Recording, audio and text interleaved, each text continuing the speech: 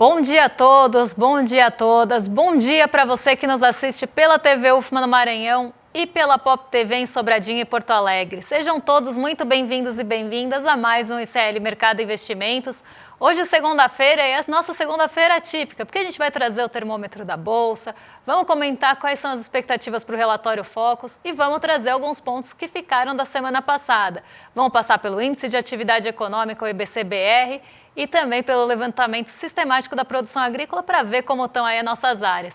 Isso tudo sem deixar de lado o assunto do momento, que são os benefícios fiscais. Mas antes de tudo isso, eu vou dar bom dia para o André. Bom dia, André, como você está? Bom dia, Débora. Bom dia a todos os nossos telespectadores. Segunda-feira, dia da gente saber o que o mercado fez no fim de semana. Pelo visto, o mercado não está muito feliz ainda, está esperando o corte de gastos. Mas também vamos falar aí de setores que são mais beneficiados com alguns incentivos fiscais, né? Então é importante a gente falar um pouco sobre isso. Vamos falar também do setor agrícola aí, que a gente já dá o spoiler, um dos mais beneficiados, mas mesmo assim está com problemas esse ano. Então tem bastante coisa, né, Débora? A gente já pode passar para a nossa agenda do dia, inclusive, né? A agenda hoje, pessoal, está bem enxuta. Não é uma agenda muito extensa. É uma agenda até mais voltada para dirigentes de bancos centrais, então deve tomar boa parte do dia. Alguns discursos que devem ocorrer ao longo do dia, então esse é o ponto mais forte da agenda. Mas vamos ver o que tem de divulgação e o que a gente já teve de divulgação hoje. Saiu a balança comercial de setembro lá da zona do euro. O IPCS de novembro, segunda quadricemana, então aqui um dado com pouca relevância, porque é um dado semanal da FGV, saiu às 8 horas da manhã, já referente a novembro, então as duas primeiras semanas de novembro, vamos pensar assim, é a segunda semana, na verdade, de novembro. Boletim Focus semanal, esse já velho conhecido nosso, traz ali as perspectivas do mercado para os nossos principais indicadores macroeconômicos, e esse a gente vai passar com detalhes para vocês. Tem índice de confiança das construtoras de novembro dos Estados Unidos ao meio-dia. E aí, como eu falei, hoje alguns dirigentes do Banco Central dos Estados Unidos vão participar de alguns eventos. E aqui na nossa agenda isso está colocado aí como o presidente do Fed de Chicago, que vai participar de um evento nos Estados Unidos. A gente tem também hoje o Roberto Campos Neto palestrando em São Paulo. Então, caso tenha alguma fala aí depois do meio-dia, na hora do almoço, para já dar aquela indigestão, né? Uma fala do Roberto Campos Neto, a gente traz amanhã para vocês, pode deixar. E a gente tem às 15 horas a balança comercial semanal, essa também bem conhecida. Além de tudo isso, agora durante a manhã, perto das 11 horas da manhã, está sendo divulgado o boletim macrofiscal. Então, os indicadores estão saindo agora, entre 10h30 e 11 horas, então a gente não teve tempo de sistematizar e mostrar para vocês, mas amanhã a gente traz aí as perspectivas da Fazenda para os nossos indicadores. E além de tudo isso, essa semana temos aí a reunião do G20 acontecendo aqui no Brasil, no Rio de Janeiro. Então, bastante coisa aí que vai acontecer. A agenda parece até curtinha, mas tem bastante foco no G20 aí, principalmente, aí, que pode mudar algumas coisas, né? Mas já vamos começar com a Ásia, né, Débora? Então, a gente tem o que nos mercados asiáticos aí? Você tem que algumas empresas chinesas fazendo algumas negociações. Como que está a situação lá na Ásia, Débora? Olha, hoje é um dia bem misto, viu, André? Sem aquela direção única, as bolsas lá, os índices não subiram em bloco ou caíram em bloco, cada um foi numa direção. Isso porque a gente teve perda do fôlego na semana passada de Nova York, então passado aquele efeito Trump que foi chamado, né, quando ele começou a dissipar, esse efeito, né, dissipado fez com que as bolsas em Nova York corrigissem, então a gente não teve aquela extensão do movimento de alta, a gente teve uma correção dura na semana passada que persiste hoje, mas daqui a pouquinho a gente fala sobre isso. E aí isso também trouxe, né, essa dissipação e toda a incerteza em relação ao próximo mandato do Donald Trump, principalmente agora na montagem de gabinete, vem trazendo incertezas em relação à Ásia e principalmente em relação à China. Essa semana e hoje saem dados importantes lá na China e no Japão, tanto em relação a taxas de referência, como também no caso do Japão em relação à inflação. Então esses dados devem ficar no radar e o mercado acabou ficando num compasso de espera. Então depois daquele efeito inicial dissipado, o humor negativo que veio de Nova York, as bolsas não se arriscaram, os investidores não se arriscaram muito, então as bolsas não tiveram movimentos fortes mesmo, direcionais. Mas o Xangai Composto, que eu vou colocar aqui na tela para vocês, ele caiu um pouco mais ali do que as outras bolsas. E eu vou explicar por quê para vocês. Como vocês estão vendo aí, o Xangai Composto caiu 1,66 hoje, liderou, entre as bolsas que foram para o terreno negativo, o Xangai Composto acabou liderando o movimento de queda. E por que ele sofreu mais que as outras bolsas? Já que todos esses efeitos, né, compasso de espera, os efeitos do Trump, da nomeação do gabinete acabam impactando mais a China, isso é fato, eu já falei na semana passada, principalmente ali com os nomes aventados para a Secretaria do Estado, o nome mais forte é do Marco Rubio, ele acaba sendo, né, uma pessoa que se contrapõe muito à China, então isso pode trazer algumas tensões um pouco maiores para a China. Mas, para além disso, hoje teve revisão da Morgan Stanley de algumas empresas chinesas. Elas foram reclassificadas, vamos pensar assim, para desempenho abaixo do mercado, diante de alguma expectativa também de dificuldade de consumo. Então, essas empresas, normalmente, as que mais sofreram com a reclassificação foram as de software, muito também por todas essas questões de tensões, possíveis tensões comerciais. Então, o setor de tecnologia sofreu um pouco mais, e as mais ligadas ao consumo chinês, pela dificuldade que a China está de emplacar medidas de estímulos que impulsionem o consumidor chinês. Então, como a gente tem também nessa semana dados importantes que vão medir esse aquecimento ou não do consumidor chinês, a gente está com tudo isso no radar. Mas a Morgan Stanley já se adiantou e acabou rebaixando essas notas. Ou a classificação aqui não é bem a classificação de crédito, mas sim a perspectiva das empresas chinesas para baixo do mercado. E isso acabou trazendo um mau humor ainda maior para o Xangai Composto. Então ele acabou liderando essas quedas hoje, ou esse movimento de queda durante a madrugada. Mas as bolsas não seguiram realmente um bloco único porque elas estão sendo afetadas por seus fatores locais e de uma forma geral em compasso de espera. Mas vamos vir aqui para o Brasilzão, né, André? Vamos falar de focos, como é que está esse mercadão? Será que ele passou bem o fim de semana? O que será que ele fez? Passou nada, tá azedo. Mais uma semana aí com o mercado azedo. Todo mundo sabe o que o mercado quer, né?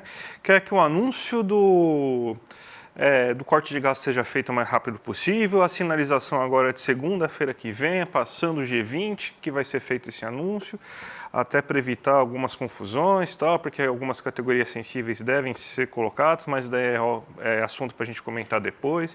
Mas o mercado continua sua saga aqui para tentar mostrar aí que o Brasil está à beira de um colapso inflacionário, né? Então, uma inflação de 4,64% aí, um colapso inflacionário para o mercado, né? Maravilha, né? Mas o que temos aqui? A gente tem até uma arte que a gente fez aqui para vocês verem aqui de como está o relatório Focus dessa semana. A gente teve alta aí na projeção do IPCA, do câmbio e da Selic. O IPCA desse ano está sendo cotado para 4,64, lembrando que o limite do IPCA, sem que o Campus Neto tenha que escrever cartinha, é de 4,5. Então você tem que já superou 0,14 pontos percentuais do teto da meta. E você tem, então, que para o próximo ano também aumentou, agora projetando para 4,12%, ou seja, uma inflação mais persistente no próximo ano, aí, segundo o mercado. Você não teve nenhuma alteração do PIB, sendo que essa daí talvez seria a mais justificada de todas aí, você mudar a projeção, porque a gente teve um IBC-BR, que a gente vai falar ainda hoje, surpreendeu o mercado e até o próprio banco, até o próprio Ministério da Fazenda está refazendo suas projeções justamente aí olhando para ele. A gente tem o câmbio, que é o fator que o mercado está fazendo pressão, que é onde o mercado está atuando para piorar as perspectivas aqui do Brasil, mais uma alta prevista 5,60 e 5,50 para o ano que vem. E aqui está o fato que chama mais atenção para a Selic do ano que vem. Estava sendo esperado até semana passada que a Selic ia subir até 11,75 esse ano, daí você teria em algum momento do próximo ano começar um ciclo de queda, fazendo com que ela chegasse aí pelo menos até 11,5%. Agora está esperada que a Selic aumente ainda mais ano que vem, ou seja, se vai terminar maior ano que vem do que terminou esse ano. Então, mais uma vez, uma pressão aí do mercado para justificar suas narrativas. Se você não cortar gastos, o mercado já fala assim, se você não cortar gastos, vocês obrigatoriamente vão ter que viver com juros mais altos. Então essa é a primeira pressão no mercado. Também justificar a narrativa que o Brasil só está crescendo porque está se gastando demais. E isso daí é resultado de uma situação fiscal piorada, e isso daí vai gerar prejuízos no futuro e que o Banco Central vai ter que atuar de maneira mais forte. Então é tudo que a gente está falando aí nas últimas semanas. Então continua a chantagem aí do mercado financeiro em relação à equipe econômica para forçar cortes de gastos aí. Então vamos ver aí, porque a gente parece que vai ficar mais uma semana da marmota esperando esses cortes de gastos que não vão vir e o mercado cada vez mais azedo, Débora. O Haddad já até sinalizou que boa parte do pacote de cortes já está pronto, mas eles estão esperando realmente acabar o G20 para divulgar esse pacote. Agora, o que me chama muita atenção, justamente, que o André estava falando aí, essa Selic subindo em 2025. Isso vem junto à alta do câmbio, coisa que a gente já vem falando aqui, pelo menos desde a metade do ano, que o mercado está usando o mercado cambial como forma de pressão e que isso também estava aparecendo nas negociações de juros futuros. Então, dentro do mercado financeiro, esses sinais já estavam aparecendo há bastante tempo. Pelo menos aí, desde a metade do ano, aí arrefeceu um pouco e agora voltou com tudo. E essa Selic em 12%, né, justamente num ano que se esperava que começassem os cortes de juros, mas esse movimento sendo revertido para uma alta é algo novo. Mas não me espantaria também se esse movimento começasse a passar para esse ano, porque algumas casas, né, principalmente alguns agentes do mercado financeiro, já estão projetando a Selic mais alta para esse ano, então não me espanta se esses 12% passarem para esse ano, dando uma pressionada na última reunião do Comitê de Política Monetária que acontece em dezembro. Então a gente ainda pode ver esse movimento, porque tudo depende para a mediana deslocar, que a gente consiga ali mais pessoas, ou que se tenha mais pessoas respondendo acima disso. E aí ela vai deslocar. Então não me espantaria se passasse aqui para 2024 essa alta da Selic. É o que eu gostaria? Não, não é o que eu gostaria. Mas o mercado está pressionando e isso aqui está evidente nas duas variáveis aqui, tanto no câmbio quanto na Selic. O mercado também está de olho na Bolsa, né? Ele está otimista de novo. Ele vai errar de novo, é isso mesmo, Débora? Pois é, faz algumas semanas, né? Alguns dias não, mas algumas semanas que o mercado vem errando sua projeção. Né? Pelo menos aí há umas 4 semanas, o mercado aposta, né? Ou tem uma expectativa, aposta não, ele tem uma expectativa que a Bolsa vai para uma direção e a Bolsa vai para outra. Então, na semana passada, o mercado esperava com 83,33% de probabilidade que nossa Bolsa ia ficar no terreno positivo, que ia se recuperar. Então, a recuperação do Ibovespa estava sendo esperada para essa semana aqui, ó, do dia 12 ao dia 14. E não aconteceu. A Bolsa ficou na estabilidade, que era a outra perspectiva, que é outra projeção de 16,67% dos entrevistados, era que a Bolsa ficasse perto do 0 a 0, que foi o que aconteceu. A Bolsa andou muito de lado na semana passada. Por quê? O mercado está esperando o pacote de gastos. Ninguém vai tomar nenhuma posição dentro do mercado financeiro, enquanto o pacote de gastos não sair, dos cortes de gastos. Então, todo o olhar, pode acontecer o que acontecer, poderia vir uma notícia muito boa em qualquer lado da economia. O mercado está olhando para o fiscal nesse momento e nada vai fazer isso mudar. E como essa expectativa pelos cortes de gastos já vem desde o final das eleições municipais, faz tempo que o mercado está colocando suas fichas aí que vai ter alta na Bolsa, porque vai de fato falar qual vai ser o volume cortado, né, o volume de recursos cortados, e essa expectativa está sendo postergada. Então, mais uma vez, o mercado está esperando nessa semana que a Bolsa vai subir. Só que já está meio que avisado que não vai sair pacote de gastos nessa semana, só na semana que vem. Mas o mercado está com expectativa que a Bolsa comece a se recuperar nessa semana. Errou na semana passada, errou na semana retrasada, errou bastante na semana do dia 28, né, porque não só caiu, como caiu fortemente nessa primeira semana e a expectativa estava bem dividida entre alta e estabilidade. Então aqui a gente vê também uma forma do mercado se posicionar. Parece que não, mas isso aqui está falando, olha, a gente quer que saia essa semana esse pacote. A gente está esperando que a Bolsa suba, já que todas as outras variáveis não são importantes. A gente quer que a Bolsa suba, a gente está esperando que a Bolsa suba e só uma coisa vai fazer subir. Nesse momento que está todo mundo muito pessimista, jogando o câmbio lá em cima, vendendo ativos brasileiros. O que faria subir a nossa Bolsa? A divulgação do pacote de gastos. Pode acontecer um monte de coisa nos Estados Unidos, podem sair indicadores ótimos aqui no Brasil. Nada disso vai mudar esse olhar. Então, para mim, isso também é uma forma do mercado dar esse recado, junto ao Focus, o mercado adora dar recados. Para mim, esse é mais uma forma, né, mais uma forma aí do mercado dar esse recado de que está pressionando sim pelo pacote de corte de gastos. Mas isso a gente já sabe, eles nem estão escondendo.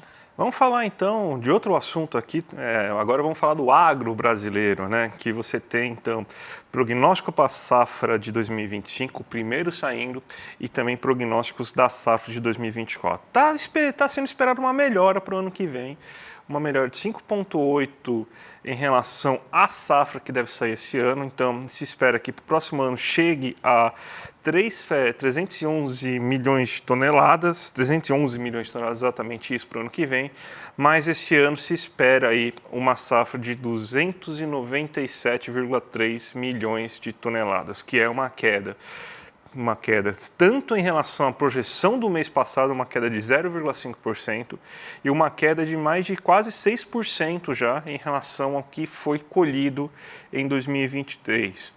Por que está acontecendo isso? Quem diria? As questões climáticas. A gente teve uma série de ondas de calor, estiagem, queimada, então está prejudicando muito os grãos plantados esse ano. A gente tem aqui, inclusive, uma projeção em relação ao que foi plantado no ano passado. Vai crescer um pouco mais os alimentos que a gente consome internamente, o arroz, feijão de segunda safra e feijão de terceira safra, mas mesmo assim tem uma queda no feijão de primeira safra. As nossas principais culturas plantadas, que são aquelas que ocupam mais de quase 75% da nossa área, que é o milho e a soja, queda de 17,6%, queda de 10,3%, queda de quase 5% aí do que foi colhido em relação ao ano passado. O café está tendo uma melhora, mas esse café está sendo basicamente todo exportado aí porque está tendo uma crise de café no mundo, e também está tendo uma melhora em relação ao trigo. Mas o grosso aqui mesmo, assim, que é o milho e a soja, que é o que sustenta, né, que é boa parte aí do plantio, vai ter queda, e essa queda aí é justamente por causa das questões climáticas. Só que aí a gente vai lá e pergunta, eles devem ter aprendido, né? Vamos diversificar mais a nossa cultura, vamos plantar não só soja e milho, vamos aproveitar e plantar mais trigo, quem sabe, aí café, vamos plantar outras coisas? Não. A gente tem aqui um gráfico, na verdade uma tabela aí mostrando aí quais são as principais culturas. E continua aqui, ó, a soja com 49% aí de tudo de toda a área de plantio brasileira, ou seja, quase 50% das áreas destinadas para plantar algo aqui no Brasil, plantam soja. E 23% é milho. Então continua uma concentração muito grande.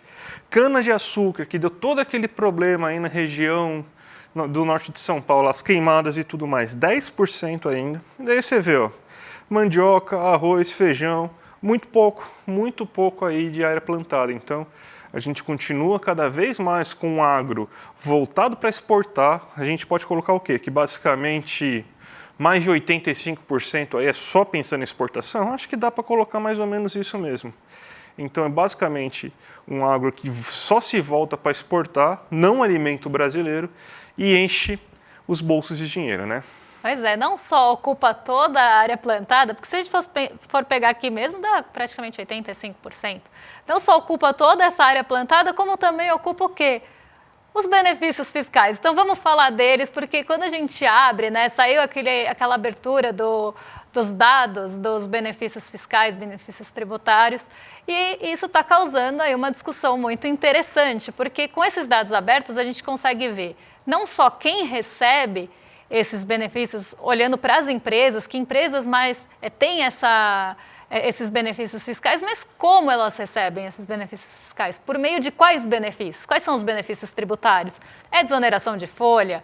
É algum outro benefício voltado, por exemplo, para o agro? Então, como é que estão distribuídos esses benefícios fiscais e tributários aqui no Brasil?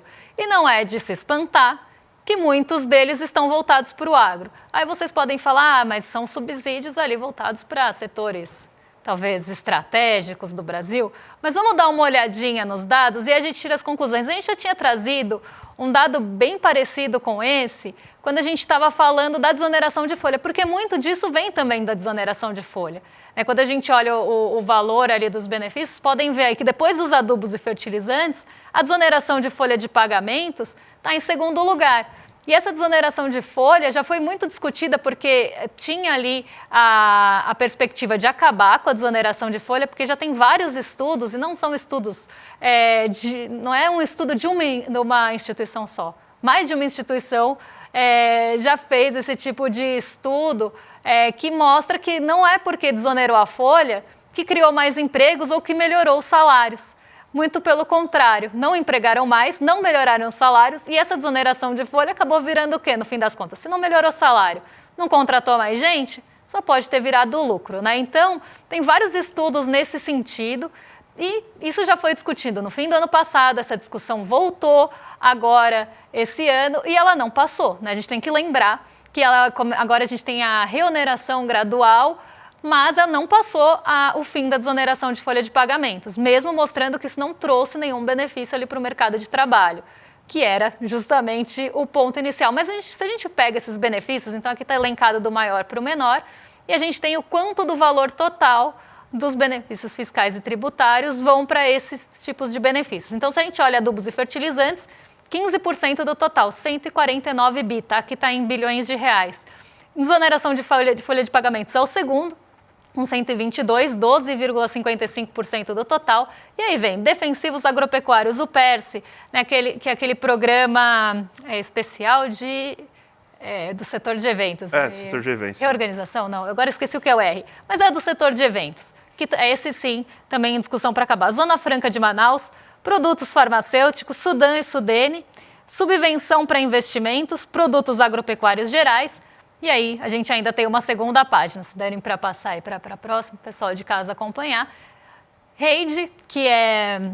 Nossa, agora me fugiu. REI, que é indústria química, e REID é infraestrutura, desenvolvimento de infraestrutura, aeronaves, sojas, produtos químicos e carne bovina, ovina, caprina, exportação. Então, quando a gente olha esses benefícios tributários, esses benefícios fiscais, quem está recebendo boa parte deles?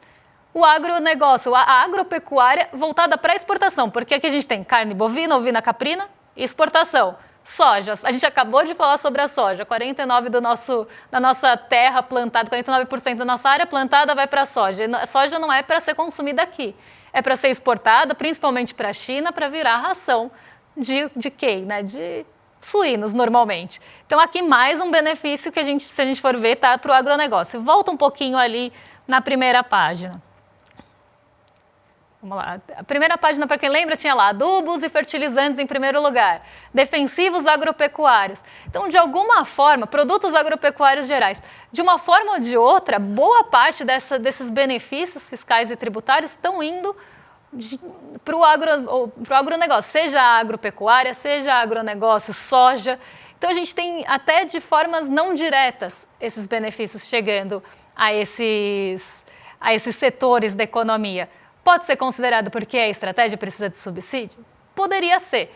Mas será que precisa de tanto subsídio assim, precisa de tanto benefício tributário que não consiga se manter sem tudo isso? Eu acho que esse é o tipo de questionamento. Já não produz o suficiente, já não explora o suficiente, além de outros tipos de exploração, de mão de obra, de terra, de degradação da terra, todas as questões climáticas que são oriundas dessa exploração depredatória do meio ambiente e da terra.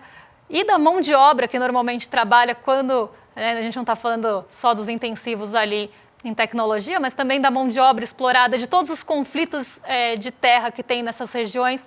Além de tudo isso, né, de toda essa exploração, ainda precisa dos benefícios. Não basta explorar todo mundo e a terra à exaustão, ainda precisa dos benefícios tributários. Eu acho que é esse tipo de questionamento que a gente tem que fazer. E aí saiu a abertura também por empresas. Então a gente separou aqui o top 10 para vocês, para ver quem que recebe mais benefícios tributários aqui acumulados até agosto, tá? Tudo isso está acumulado até agosto. Então a primeira é a BRF, BR Foods, para quem não sabe, é esse frigorífico. Seara, também. Aí vem a Globo, né? Que aí entra muito pela folha de pagamentos e pelo PERSE também. Companhia do Metropolitana de São Paulo, Metrô. Cooperativa Central Aurora, a Century Brasil, MPD Engenharia, AEC Centro de Contato, Atento e Log20 Logística. tem até Atento aqui, gente. Atento é telemarketing. Então, aqui a gente tem que pensar... Atento é telemarketing, É telemarketing. Né? Me deu um branco aqui. A gente tem que pensar para onde está indo esse benefício fiscal e por quê. Por que recebe esse benefício? É por desoneração de folha? Se é por desoneração de folha, esse benefício de desoneração de folha está gerando mais emprego? Está fazendo com que as pessoas ganhem mais ou está virando lucro que nem mostram os estudos nesses casos? Então, tudo isso tem que ser olhado, porque quando a gente está falando de fiscal aqui no Brasil, essa discussão parece que ela fica de lado. Ninguém fala muito sobre isso. Agora esses dados estão abertos, porque nas costas do trabalhador todo mundo quer apoiar, mas quando falaram de desoneração de folha de pagamentos ou reoneração, né, de discutir a desoneração, ninguém ficou a favor. Quando fala sobre o fim dos juros sobre capital próprio, que diminui a base tributária, ninguém é a favor. Então, assim, a favor quando é nas costas dos outros, porque os meus benefícios eu não quero abrir mão. Então, acho que esse tipo de discussão, em um momento tão importante que está se falando no corte de gastos, tem que ser feita. André, se quiser falar alguma coisa aí sobre... Dá para tirar um pouquinho daqui, né? Um pouquinho aí. Terceira maior captadora aí de benefícios fiscais e maior defensora dos cortes de gastos aí é justamente a Globo, com o seu jornalismo, isento, né? Isento. Vamos lá, né? Isento para o mercado, então...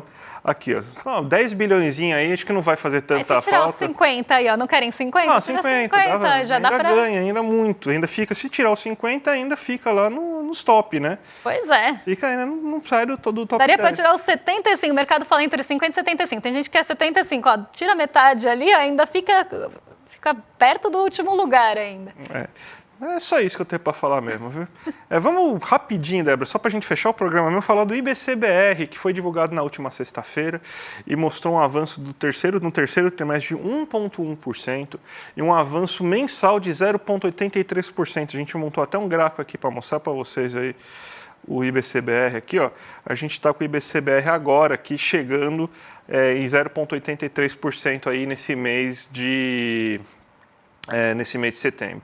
A gente viu que o IBCBR é medido pelas pesquisas mensais, né? Então a gente viu uma indústria crescendo bastante, um setor de serviços crescendo bastante, o setor comercial crescendo bastante, a atividade urbana está muito forte esse ano, ao contrário do ano passado, que foi o agro que fez o PIB crescer, esse ano é o setor urbano.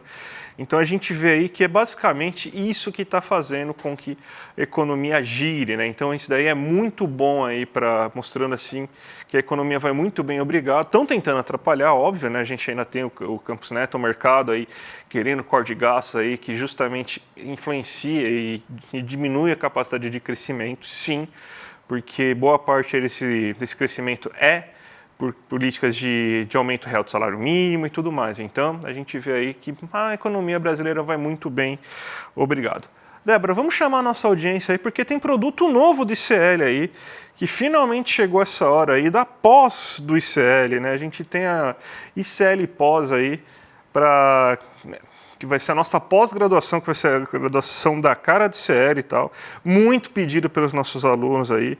É um curso revolucionário, que faz uma formação crítica, revolucionária e essencial para você entender o Brasil. A gente tem aqui, a gente está com um convênio junto com a primeira escola de sociologia do Brasil, né, para montar essa pós-graduação.